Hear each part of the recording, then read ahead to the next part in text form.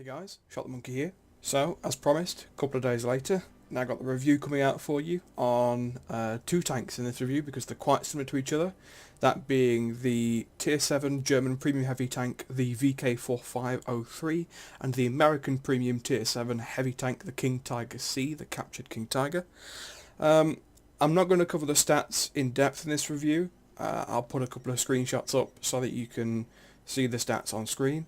What I'm going to do, which I think is more valuable, at least to people that are watching this video, is just talk about how I feel the tanks perform when I'm playing them, because that's something that I can definitely relate to, whereas the stats are kind of just, I mean, the numbers are there, it's a direct way you can compare them, but stats don't tell you how a tank feels until you physically got into a game and started playing it. Sure, they can give you an idea if you compare it to tanks that you know, but I think with me being kind of a mediocre World of Tanks player, if I talk about how I play the tanks and how the tanks feel when I play them, then if you guys know that you're a pretty good player at World of Tanks, then of course you'll do well in them.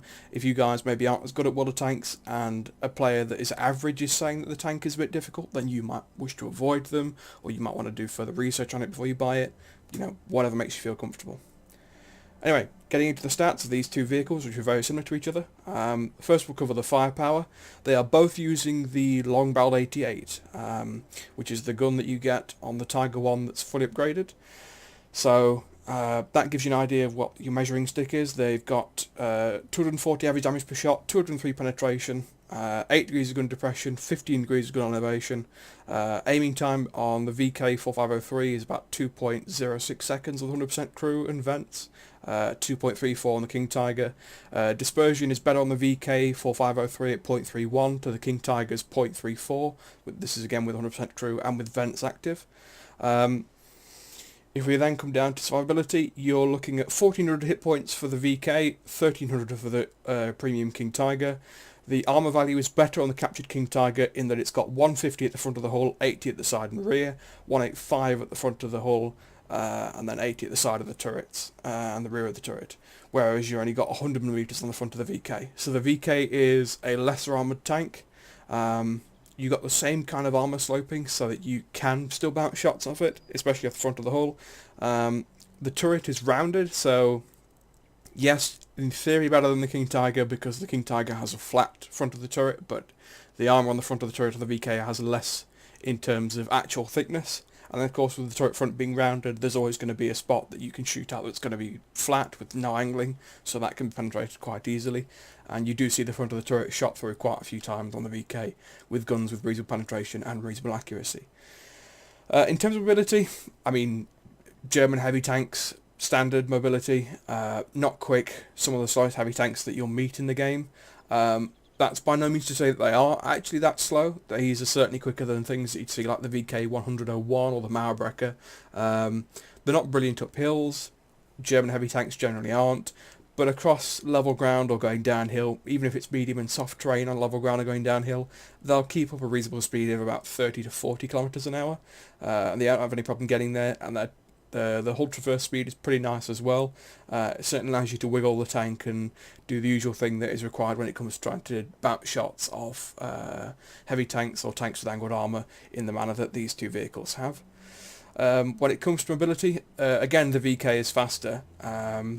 It is a lighter vehicle because it has less armour, so of course there's less weight there. Also the turret itself I believe is lighter with the same gun, again because there's less armour on it, but I think the turret is also smaller. I'm not 100% sure on that, but it's a lighter vehicle. There's about 5 tons in it, but both tanks have the same horsepower, so you're looking at just shy of 10 horsepower per ton for the King Tiger captured, but just shy of 11 horsepower per ton for the VK. Same front and back speed, you're looking at 38 kilometers an hour top speed forwards and 12 kilometers an hour top speed backwards.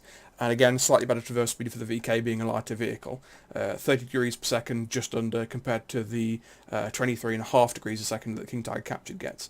Concealment pretty much doesn't exist. The rating in the game is 120 for the VK4503 and 122 for the King Tiger.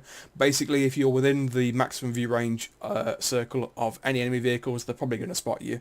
You can't really use concealment on this thing unless you like specifically went out of your way to put camo on the crew and a camo net and then use binoculars. Why you do that on a Tier 7 heavy tank, I'm not entirely sure. That's not the role that they fit for, and therefore don't have stats that complement that kind of playstyle. In terms of spotting, view range is pretty nice on both vehicles. If you've got a reasonably trained crew and just with coated optics on there, you'll get up to 430 meters view range, no problem. And if you add on, of course, the crew skills for that improve it further, and of course, if you can add on chocolate as well, you'll definitely hit the view range cap. And the radiate range of both tanks is pretty nice. In terms of how they feel, yeah, nice for Tier 7. Certainly not overpowered for Tier 7, even if like you'd might expect to be, with the King Tiger basically coming down from Tier 8 down to Tier 7 with minimal changes to it in terms of like its survivability, in terms of its armour and its hit points. Of course, the hit points have been reduced, but the armour remains the same. It doesn't feel as OP as you might expect. They both feel very comfortable. The VK4503, being the proper German tank, is actually more of a glass cannon than the German tank that the Americans captured, so that being the King Tiger C. The King Tiger C, a bit worse off in terms of firepower, less accurate, longer aiming time, better in terms of survivability and having just thicker armour, even if it has 100 less hit points. The VK4503 has better gunplay though. As a final note, none of these vehicles can equip vertical stabilizers, so there will be times that if you don't have snapshot and smooth ride crew skills on your crew, that you will be, of course, wiggling in the hull, wiggling the turret to try and ricochet a shot, and then your return shot might miss a weak spot, or might not hit a lower plate. If you're aiming for that accurately, it might ricochet. That's just the nature of the beast for both these tanks, but it's something that you'll get used to and you'll start playing around or accounting for if you have the vehicles and start playing them. In my humble opinion, both of these vehicles are worth it. The King Tiger C and the VK4503. Of course, if you only want to invest in one of them, then that comes down to what you'd prefer, whether you'd rather have a more mobile kind of firepower focused heavy tank, or whether you'd rather have an actual survivability focused heavy tank where the gunner mobility takes a bit of a hit, but you've got that really nice Tier 8 armour scheme that's come down to Tier 7 with Tier 7 matchmaking, so you aren't getting Tier 10 games constantly. And it's still viable down there, even if it is a bit slower than the heavy tanks that you'll run into. Of course, there are certain tanks in the game that these tanks run into that will just annihilate you from the field. IS-3A, of course, is a big one. Why that tank exists in the game, I'm not entirely sure. I don't think that's balanced, but that's, you know, an argument that I'm not going to make in this review. But fun tanks, definitely. If you can invest in them, even just one of them, I'd highly recommend you do it. Whichever one would suit you more in terms of crew training or credit earning or even just personal playstyle. If you can invest in both, do invest in both. In my opinion, they're definitely worth having. They're definitely comfortable vehicles at Tier 7, nice to play. And honestly, if you can just get an hour or two of water tanks and you feel like playing some Tier 7s, you know, whack the crew that you want trained in one of those, stick on a couple of 1 or 2 hour boosters, get a premium account going and just go to town, and they'll reward you, they definitely will.